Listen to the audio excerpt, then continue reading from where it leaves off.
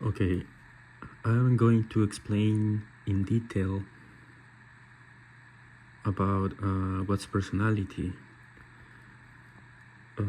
Many people get this misconception that if you are fun to be with, if you are confident, if you are extrovert, if you talk to a lot of people, if you have 300 friends, then people assume that person is really great or have a great personality or good character, when in reality is the opposite. So what I'm going to discuss is narcissism, sociopathy, histrionic, and borderline disorders. These cluster B disorders, they are characterized by how pretentious or how fake their personalities are. You know, they wear a mask. So what you see here is number one, right? And number two. So what is this? This is something Carl Jung in his book Memoirs explained very well. So all of us have two personalities, which is not like multi-personality disorder. It's nothing. It's not neurological. It's more the man characteristics. We accommodate our first personality or our mask to accommodate to social situations. So Carl Jung said that personality number one is the mask that we show to society, right? Which we project as fun to be with, nice, or the nice guy syndrome, or nice girl syndrome, or kind to gain what, right? What are you trying to gain from being kind? So kindness is kind of like a pretended behavior. Then confident. Confident is a personality deficit. You are not really confident. You are pretending something you're not, and by either talking tough or talking with assertiveness, or you walk a certain way that gives you a great posture and you feel great, you wanna eat the world, right? So your confidence is debunked when you go home, because you don't behave the same way as you behave outdoors as you behave in your house. So I see a lot of people that they walk like supermodels, right? So they are not, when they get home behind closed doors, they don't walk like that. So confidence is pretended. You are showing something to attract attention or to feel self-esteem, which is fine. You have to be comfortable with yourself, right? But that's not you. It's fine, but that's not you. It's pretended. Then dominant. Dominant people, they can only date submissive people. So submissive people that they can cheat on, lie to, and manipulate.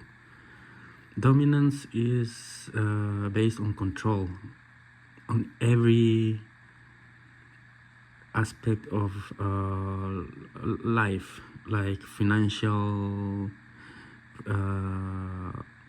interpersonal, educational. Such person wants to have total control over their kids and their partner, right? Then extroversion is is a behavior attached to narcissists and sociopaths. So extroversion is confused or is said to be attached to someone with with high self-esteem. High self-esteem is actually the opposite of security. You are extremely insecure. You are so insecure that you have to pretend something that you're not. You have to really talk to that person. You have to show that you are somebody. You are so extroverted that you need attention. You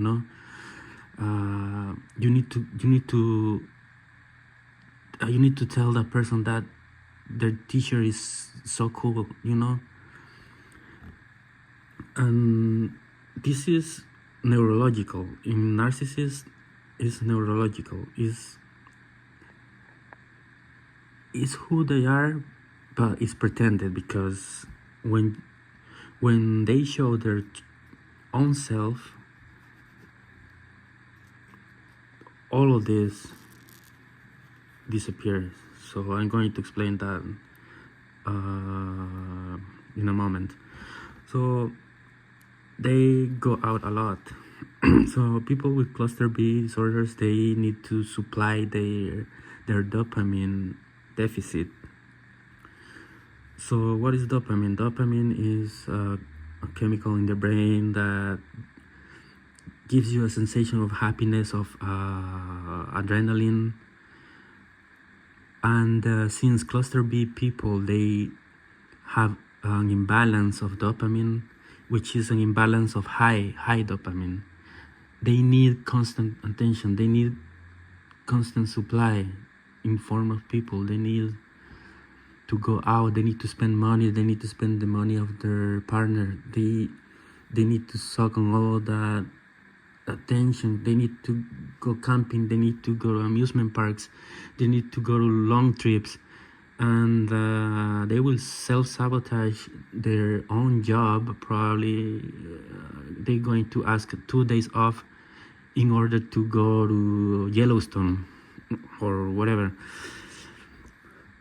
Going out is fine. It's not fine when you self-sabotage your future. So narcissists are very immature, and they sabotage other people and themselves. And they share many hobbies. Okay, personality is not about what you do. It's not about your education. Personality is not attached to your hobbies. If you like to go to concerts, that's a hobby. That's not you. Many people get this confused, because when you ask them,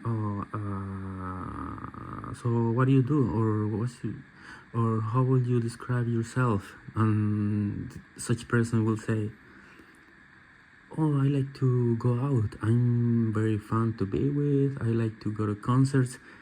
And everybody answers like that. And this is very wrong, because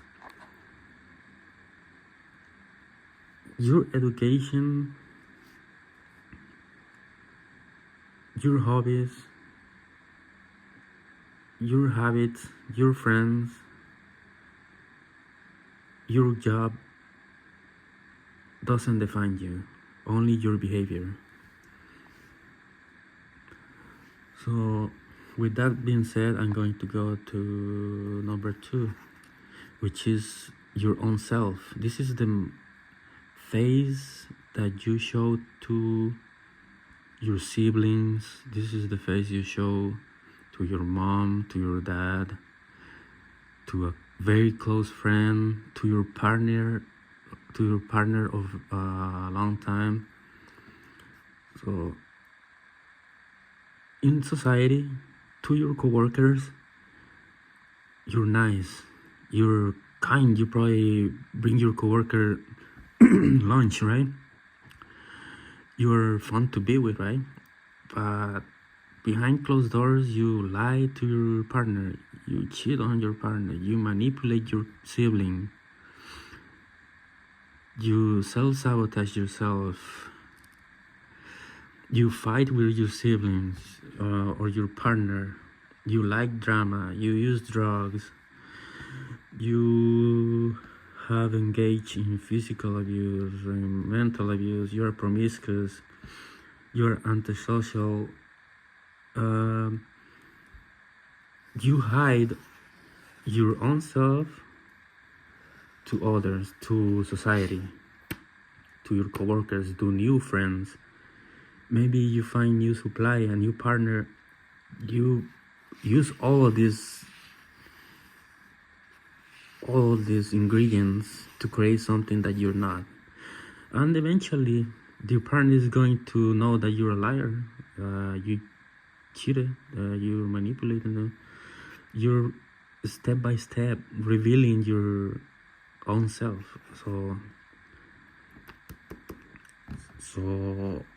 okay, let me give you an analogy that I always tell people, and you are probably confused, but with this analogy you will understand what I'm talking about. Okay, let's say that you're a teacher, right? Professor. You have 3 PhDs in science, right? And 1 master's degree in psychology. Let's say that you're the teacher, right? Then one day you rape one of your students, which is very common, right? Let's say you sexually abuse one of your students. So in this analogy, you now realize that education is just what you do. It's not you. Because if such person with 3 PhDs and 1 master's degree was smart or intelligent, he or she wouldn't do that to others. So intelligence is also another psychological subject that people get confused, because intelligence is not about what you do or what you know. It's about critical thinking, logic, behavior, how you mirror pain. That's intelligence. When people say that you're intelligent, you probably are great at math, right? You probably are a great psychologist. Oh, he's very intelligent. Yeah, he knows something, but if he can control his or her desires and ruins a great career for the mere desire of sex, then was that person intelligent or dumb? So this is a great analogy, because I always tell everybody that what you learn from repetition, which is what I mean by that, learn from repetition. Going to school is something you learn a lot of things from repetition, from reading books, from but if you are maladaptive, even with 5 PhDs, you're gonna self-sabotage yourself. So you're going to commit crime. You're just a dumb puppet of your own desires, a puppet with 5 PhDs.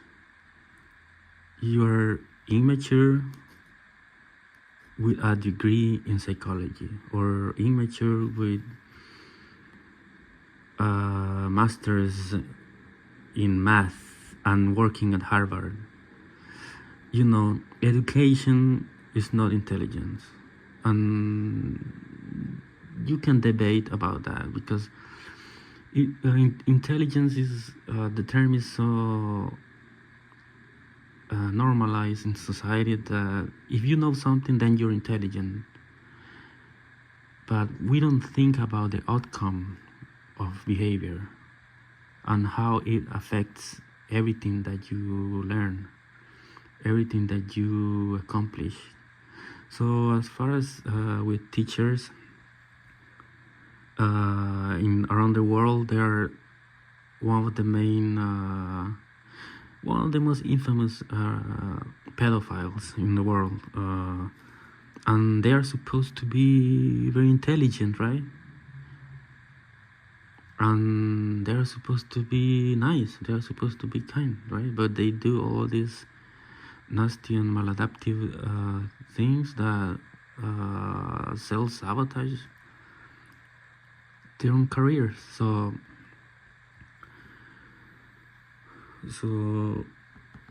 this is what they show. Those teachers or people like that, people who are narcissists, this is what they show you, all of this. And I can go through all these points in detail, but it's gonna take another 20 minutes. So in reality, if you lie, if you cheat and manipulate others, you are not nice, you are not kind, and you are not fun. You know, there's another analogy I wanna talk about, okay? Let's put an example, two friends, two female friends, right? Okay. One of them is a sociopath and one of them is not. The sociopath is very nice with her friend, is very kind. When her friend is sick, she's gonna take her to the hospital, right? She's fun to be with, right? She's extroverted, she's so great, she have a great body, right? And the empath internalize that as, oh, she have a great personality, her character is so great. Okay, then the sociopath start dating a guy, right? And she tells her friend, oh, I lied to this guy about my that I have a kid, and then I cheated on him last week. Oh, I'm manipulating him for money, you know, he texts me everywhere, and oh, I had a fight with my sibling, you know, I stole money from her, and you know, and you know, I bought 2 grams of cocaine or whatever they buy, and I hit my new guy on the face, and I told him he's stupid, and then I cheated on him again. So is this sociopath a good person? Is okay, the friend is in between a paradox between what she sees on her friend, which is all of this, because her sociopathic friend is all of this with her, but all of this with other people. So is the sociopath a good person? And the problem here is that the empathic friend, the friend who is good, she's so confused. So she will actually enable the sociopath's behavior. Oh yeah, maybe he deserved it. Oh yeah, you were right, lying about him. Oh yeah, girl, you know, get money. Oh yeah, your sibling is stupid, yeah, get her money. So this is, in psychology we call it flying monkeys. So now the good friend is the flying monkey, which nurtures and absorbs the bad behavior of the friend who pretends all of this into society. So that's a great analogy that I made up, and I hope is very accurate. And it happens a lot in our society with our friends, because while our friend is nice to us, that friend shows her or his own self to others. And why this sociopath doesn't show their own self to that friend?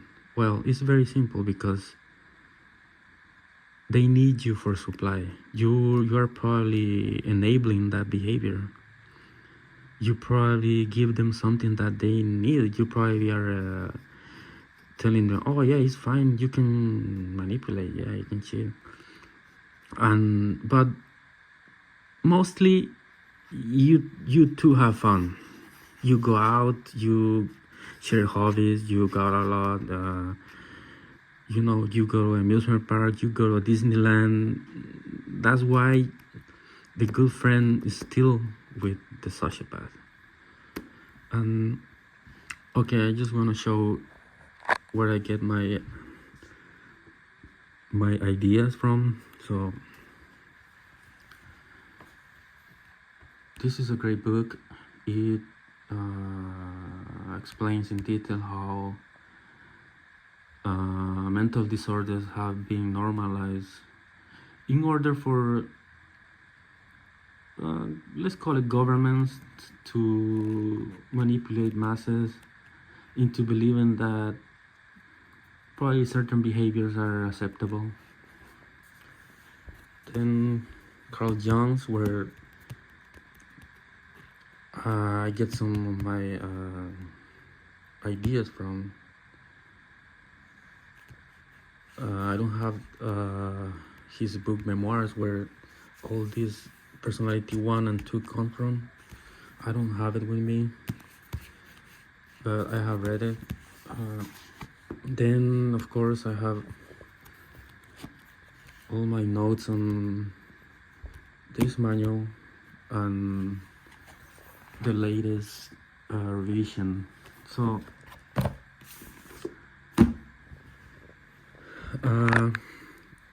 watch the video again. I know it's long, but it will be very useful. If you have a friend like the sociopath, you need to walk away, because it means if you have a friend who is like this sociopath, you are immature and you are just supply. And when the sociopath finds another person, you're gonna be ignored. So this is the only way I can explain my what I wanted to talk about. And I know it's a whole mess, but it will make sense once you watch this video again or again, And yeah, if you have any questions, you can post them on the comment section. And thank you.